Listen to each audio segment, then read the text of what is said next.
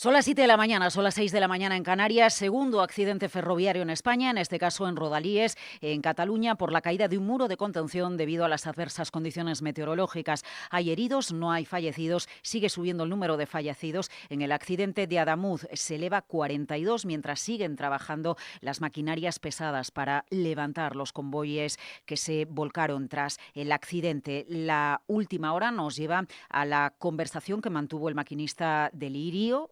Lo conocemos a través de la caja negra, donde advirtió de un enganchón del tren y pidió a la central que por favor suspendiesen la circulación de trenes. Es la última hora de la tragedia ferroviaria que ha conmovido a nuestro país y que sigue centrando la actualidad en España. Hoy es miércoles, es 21 de enero de 2026. Hoy arranca Fitur, aunque sea de luto por el accidente que se ha producido en nuestro país, en España, en Córdoba. No olvidemos que Fitur es la mayor feria que celebramos en España y que el turismo aporta cerca del 15% al Producto Interior Bruto español. Hoy en Capital Radio vamos a mirar al detalle a la importancia del turismo en la economía global y también en la economía española, en un día en el que el mercado se calma un poquito tras la tensión de ayer. El mercado está aguardando que aterrice Donald Trump en Davos, a ver con qué tono y a ver qué declaraciones desafiantes realiza de cara a Europa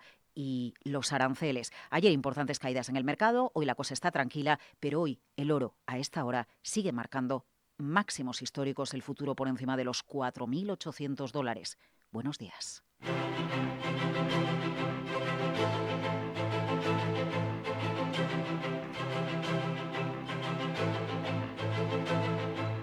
Aquí comienza Capital, la Bolsa y la Vida.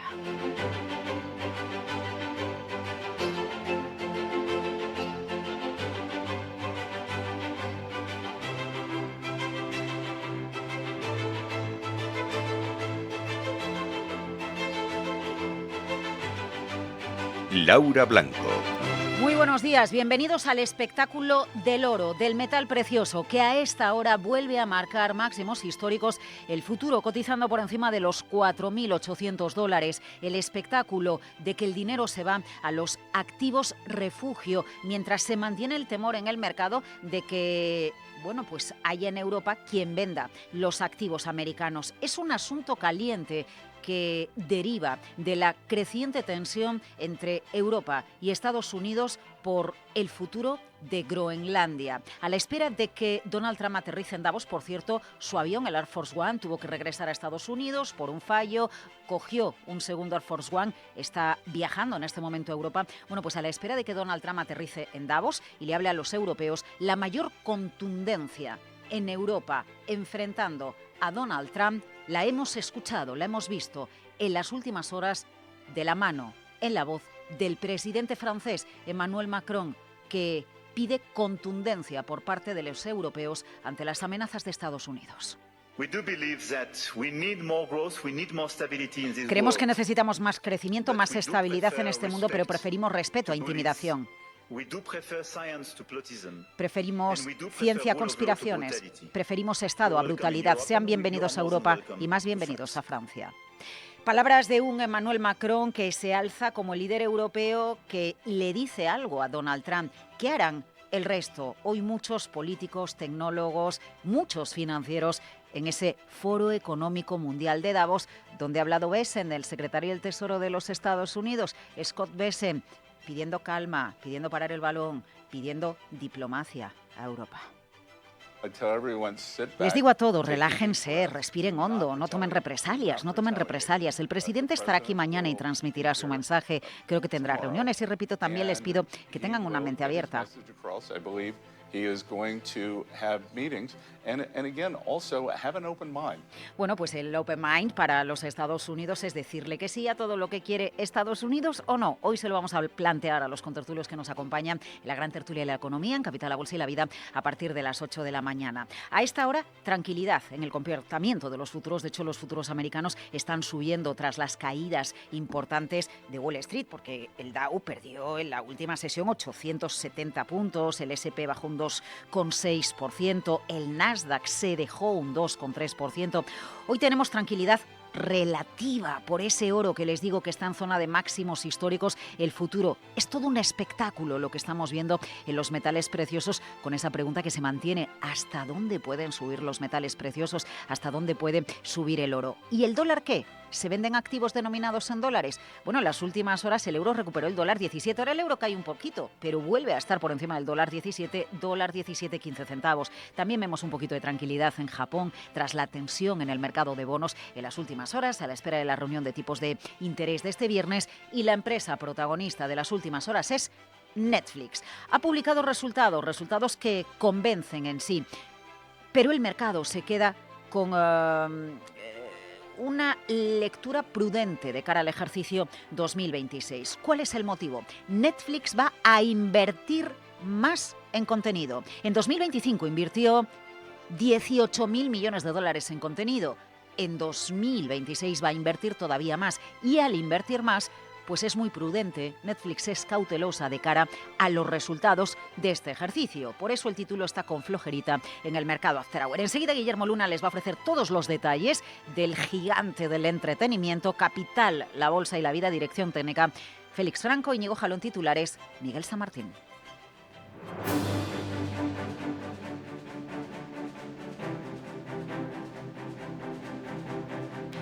Donald Trump llega hoy a Davos y Miguel San Martín va a presentar en el foro la Junta de la Paz.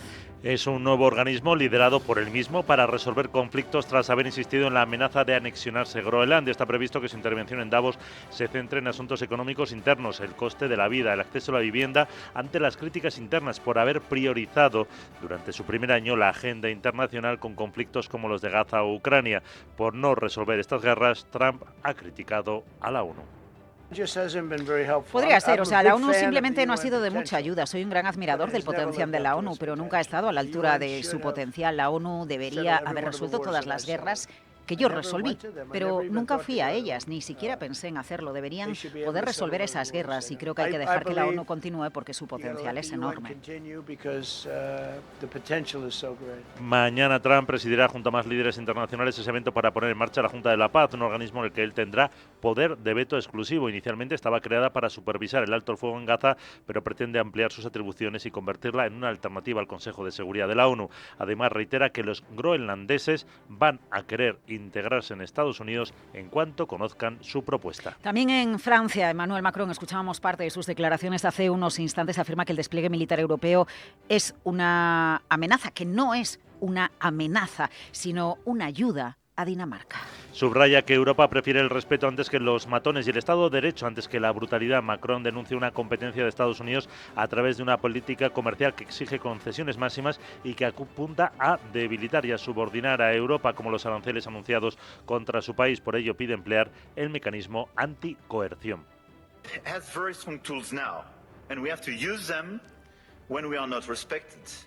Europa cuenta ahora con herramientas muy potentes y debemos usarlas cuando no se nos respete y cuando, por cierto, no se respeten las reglas del juego. El mecanismo anticoerción, instrumento ACI, es un instrumento poderoso y no deberíamos dudar en desplegarlo en el difícil entorno actual. Trump ha rechazado reunirse mañana con Macron en París porque dice que le queda muy poco tiempo en el poder.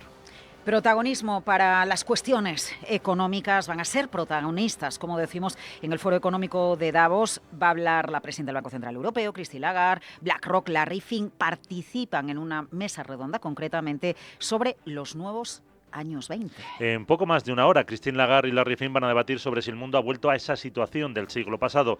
La presidenta del BEI, Nadia Calviño, hablará sobre si Europa puede defenderse a sí misma. También intervendrán el CEO de Nvidia, el presidente de JP Morgan, Jamie Dimon, entre otros. El secretario de Comercio, Howard Lutnick, participa con grandes empresas y analistas en un debate sobre el carácter excepcional de la economía de Estados Unidos y sus retos. Ya ha adelantado que espera un crecimiento del 5% en el último trimestre y que podría haber sido del 6% con unos tipos más bajos.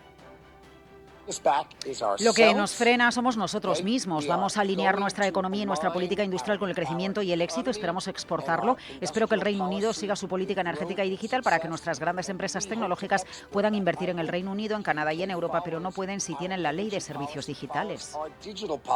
Lutnick también critica a Europa por su compromiso con las cero emisiones en 2030 y su apuesta por las energías como la eólica y la solar. Dice que eso supone someterse a China, que es quien fabrica las baterías.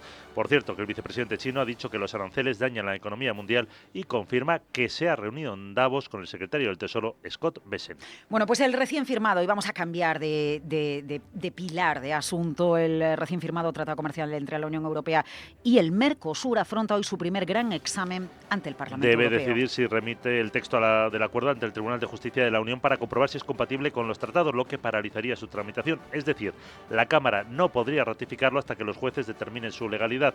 Y es que varios eurodiputados dudan de la validez del mecanismo de reequilibrio y temen que pueda afectar a la autonomía regulatoria de la Unión. Se prevé que la votación sea muy ajustada.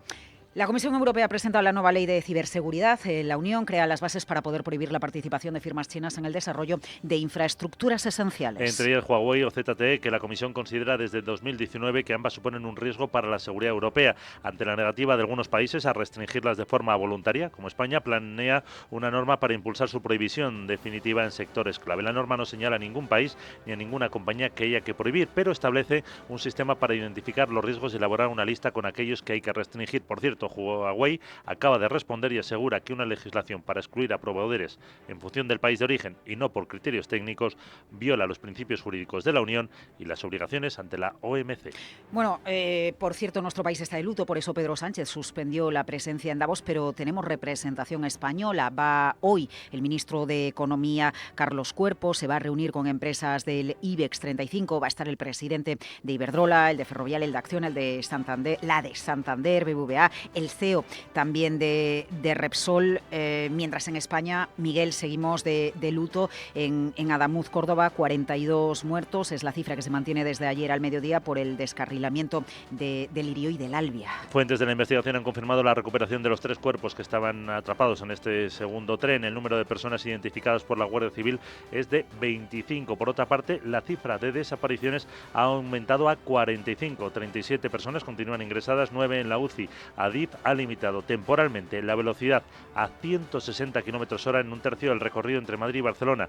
Además, se anuncia que habrá un funeral de Estado para las víctimas en las próximas semanas. Bueno, Adif ha suspendido la circulación de trenes en la red de Rodalies en Cataluña tras la caída de un muro de contención sobre un tren que sí deja un fallecido. Y 15 heridos, 4 de ellos graves y uno muy grave. No se reanudará el servicio hasta que no se verifique el estado de toda la red después del temporal que está azotando la región. Y hoy arranca Fitur, 46ª edición de Fitur, marcada precisamente por la tragedia en Adamuz, Miguel. Y así que los operadores ferroviarios, Irio y Renfe, han cancelado sus actos. También lo ha hecho WeGo.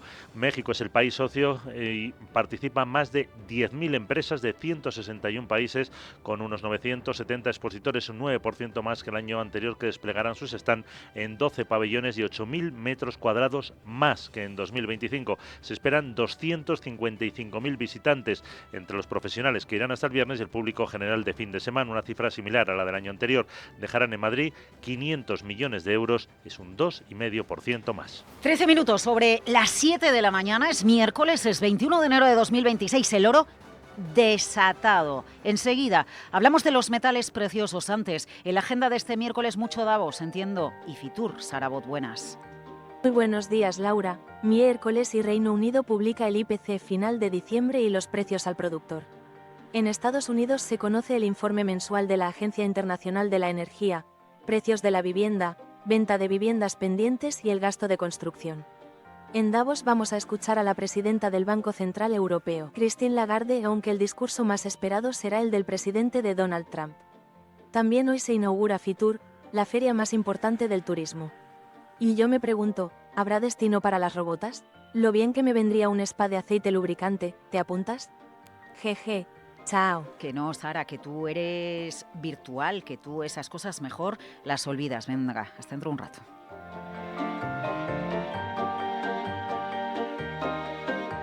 Capital, la bolsa y la vida. Laura Blanco. Bueno, tenemos el futuro de la plata subiendo, vuelve a acercarse a los $95, pero lo que es un auténtico espectáculo es el comportamiento del futuro del oro, por encima de los $4.800 la onza. El futuro es que se está acercando incluso a la zona de los 4.900, actuando como activo refugio, y se convierte en el activo del día, en el activo del miércoles. El oro, el metal precioso que sigue brillando, un no parar. ¿Y hasta dónde? Le pedimos un análisis a Olivia Álvarez desde AFI sobre el momento tan brillante de los metales preciosos, en especial el oro, y le dice esto a nuestra compañera Rocío Arbiza. ¿No? El oro y bueno, la plata por extensión están demostrando ser los valores refugio por excelencia a los que acude el mercado en este entorno de tensiones geopolíticas que deja muy mal parado al dólar, ¿no? En su rol tradicional de activo refugio. Y es que justamente esta nueva batalla de Trump, ¿no? Si así se quiere, pues se añade a toda esa lista de preocupaciones que, bueno, que ya va teniendo el mercado en relación a la agenda muy arbitraria de Donald Trump, ¿no? Con esta propuesta ahora de aranceles a los países europeos que no se alineen a su propuesta sobre Groenlandia y que efectivamente pues genera mucha preocupación entre los inversores que de alguna forma pues están descontando, ¿no? Ese temor en una salida de activos estadounidenses. Bueno, pues el oro pendiente de la salida de activos estadounidenses actuando como activo refugio. Esto es Capital, la bolsa y la vida. ¿Sabes que apostar por los combustibles renovables permitiría dinamizar las economías de la España rural? Descubre su aportación a nuestro país en el espacio Movilidad Renovable. Todos los meses en Movilidad sobre Ruedas, con Chimo Ortega y Miguel San Martín. El programa de la plataforma de los combustibles renovables.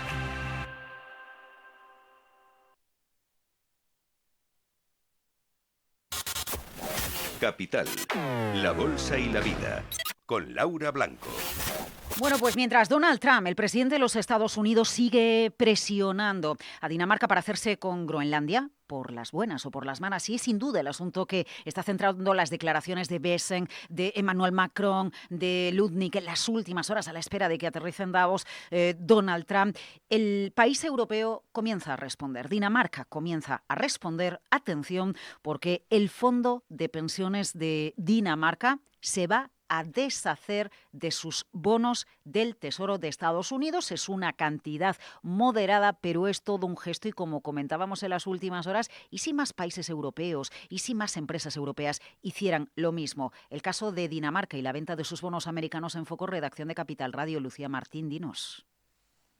Muy buenos días. Y aunque por ahora solo lo ha confirmado ese fondo de pensiones, lo cierto es que una venta masiva de bonos del Tesoro estadounidenses por parte de Europa agravaría de forma significativa esos problemas de deuda de Estados Unidos. El fondo de pensiones danés Academiker Pension, que gestiona el ahorro de más de 174.000 académicos, ha decidido vender su posición en bonos del Tesoro de Estados Unidos, valorada en unos $100 millones. Aseguran que lo hacen porque han encontrado alternativas más eficientes para gestionar su liquidez y riesgos. Aunque el fondo desvincula esta decisión del conflicto por el interés de Donald Trump en anexionar Groenlandia, sí que admiten que la tensa relación diplomática ha facilitado el dar este paso. Desde Davos, la reacción del secretario del Tesoro, Scott Bessent, ha restado importancia a estos movimientos y ha calificado de falsa narrativa la idea de que Europa prepare represalias financieras coordinadas mediante la venta de bonos estadounidenses. Veremos qué pasa, porque Europa tiene en su poder $10 billones en bonos y acciones estadounidenses. De hecho, los países europeos poseen casi el 40% de los bonos del Tesoro estadounidenses extranjeros. Y hay que recordar que la deuda nacional de Estados Unidos está disparada y supera los $38 billones. Bueno, pues precisamente sobre ese riesgo de que Europa venda activos americanos, gracias Lucía Martín, comentábamos la jugada con David Cano, socio de AFI, en las últimas horas, y su respuesta, pues que Estados Unidos, desde el punto de vista financiero, es vulnerable.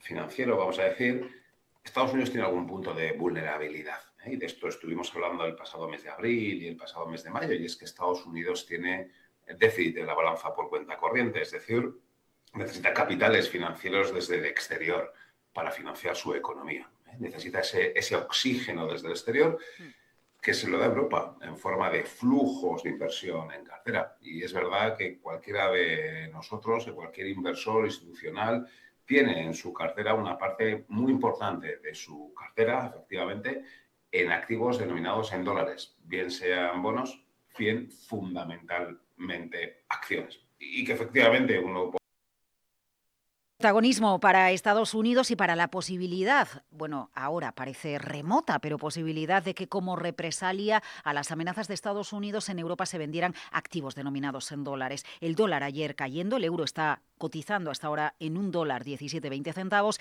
y hasta ahora están cotizando los mercados asiáticos tras el susto de ayer en todas las bolsas mundiales, incluidas las asiáticas, incluidos los bonos japoneses. Hoy algo más de calma. Vamos con las crónicas asiáticas y con Sandra Torrecillas.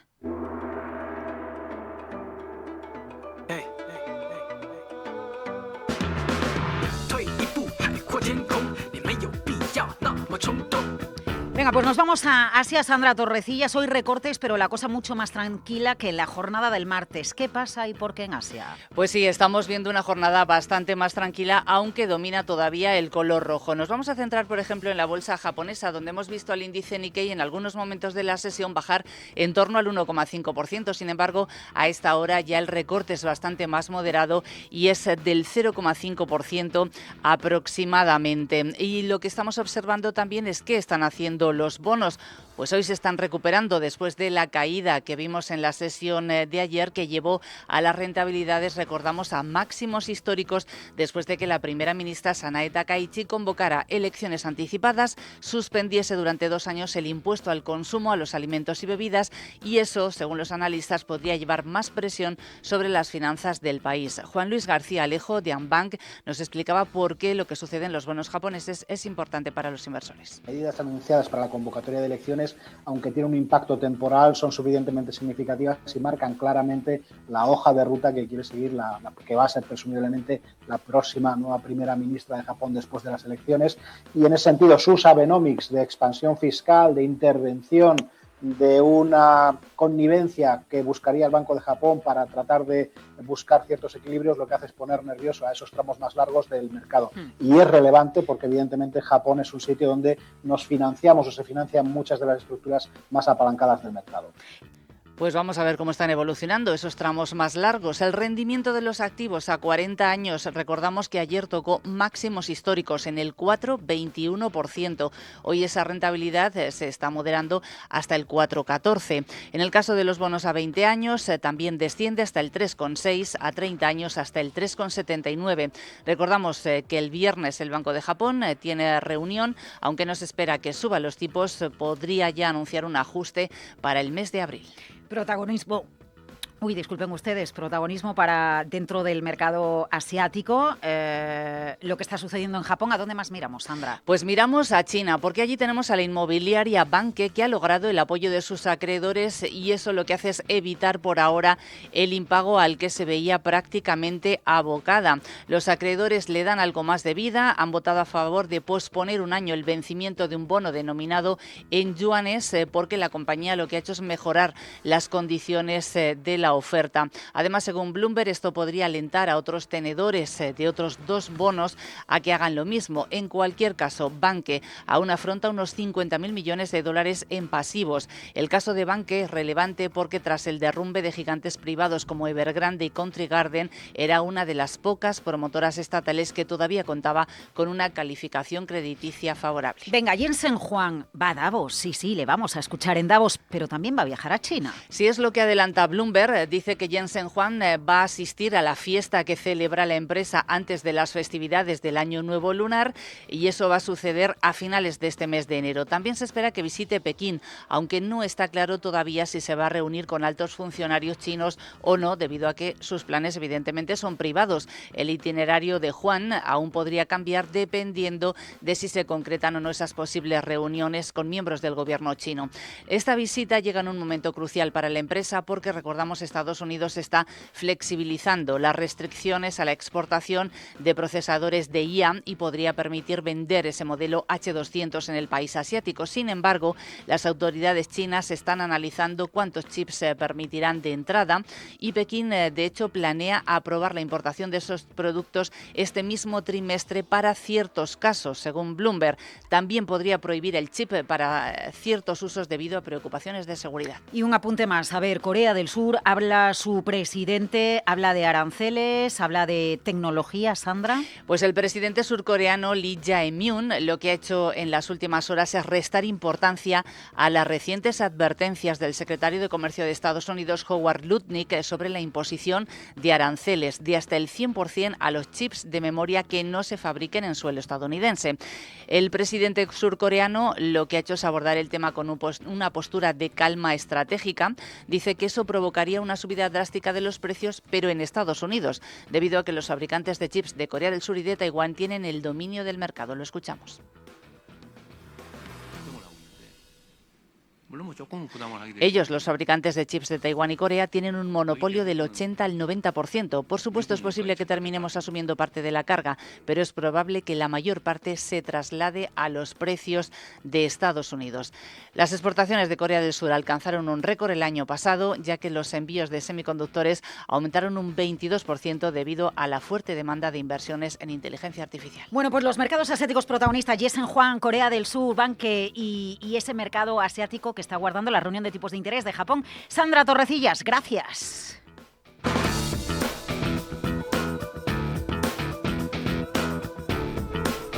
Capital, la bolsa y la vida.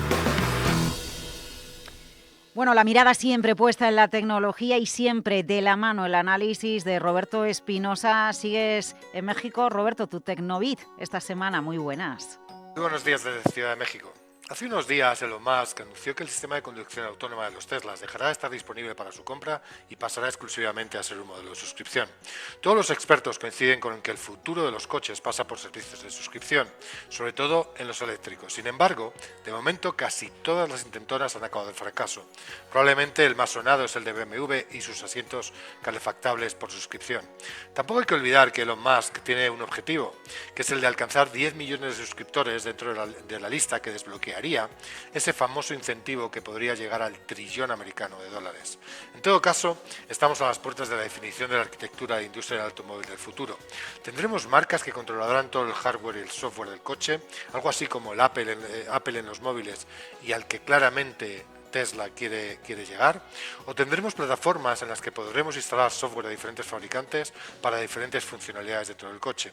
De hecho, hay ya fabricantes que ofrecen soluciones de conducción autónoma de código abierto que se pueden instalar en muchos modelos de diferentes marcas de coche. Uno de ellos se llama OpenPilot, de Coma. Esta batalla de modelos fue brutal en la industria de los móviles, que se lo digan a BlackBerry o a Nokia, y antes incluso en el mundo del PC. ¿Quién ganará?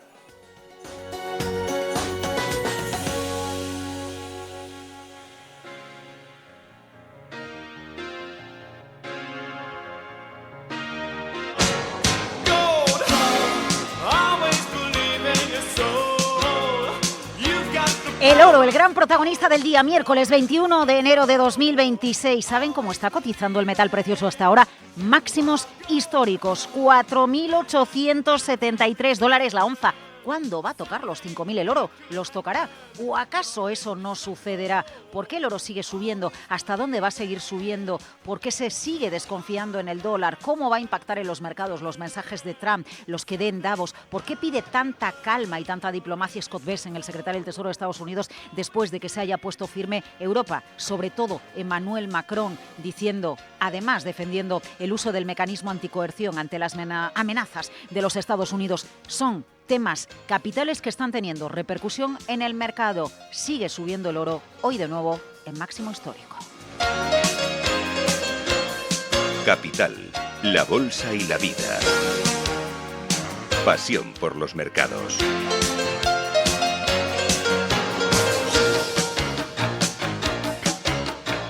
Laura Blanco.